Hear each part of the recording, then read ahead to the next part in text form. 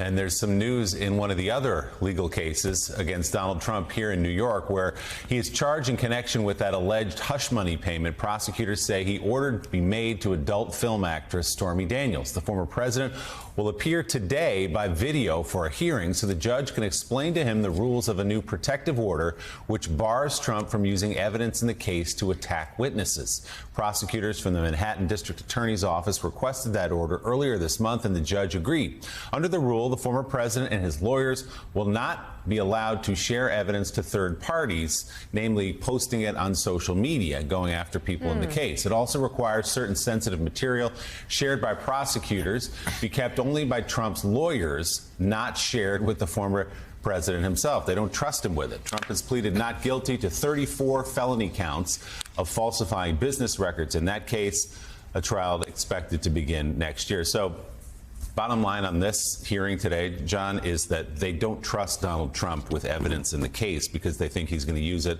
post it on social media, taint a jury with the trial coming up here. That seems like a pretty reasonable fear. And obviously these cases are separate, but the E. Jean Carroll matter reinforces why you would do that. He keeps talking. He gets himself in more trouble. And now this is an effort, of course, the judge is saying, don't do this because we don't want you to impact the legal proceedings. And we have seen Trump in the past, when in the midst of litigation, he uses social media, previously Twitter, now Truth Social, to go after people involved. And it could be intimidation. It could be an attempt to influence things. And it can't be a full gag order because he is running for president of the United States. The court seems to acknowledge that, but they're restricting what he can do and say. And that's sort of an important step here. And again, to Mika's point, one of the first times that he's had to face any kind of accountability or restriction. He's not able to just do what he wants per penalty from the court. Yeah, and you look, and we're talking about accountability. It's really across the board here. I had brought up the Sandy Hook lies, right? And there was something where, again, people just started thinking you can lie, you can say whatever you want to say, there won't be any consequences.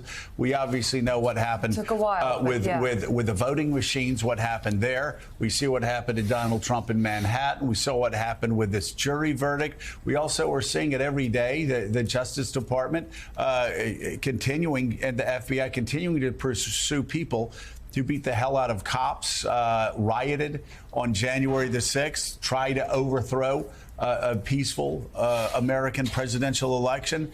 Again, there are consequences. And again, it appears that Donald Trump will be the last person that understands this, but there definitely are. It's going to come in Georgia in August. It's going to come with Jack Smith. And the feds. And when you have Trump's former attorney general who basically did whatever he told him to do, and you have a former legal counsel of his saying this could land him in jail, the Mar-a-Lago obstruction of justice part of that case. Yeah, consequences have come. They will continue to come. The question is, when's Donald Trump going to figure it out? I know he lives in a world that he's created all unto himself, but at some point, well, if you believe one of his former attorneys, and this is what one of his former attorneys say, it's not what I say because I think this guy has gotten away with so much, but Ty Cobb says could end him up in jail. Yeah, that guy's been on the inside and has seen what's going on. It's one question as to whether or not Trump will ever get it, or if he'll just keep throwing a fire hose of falsehoods out in front of every case and try and drag it out as much as possible.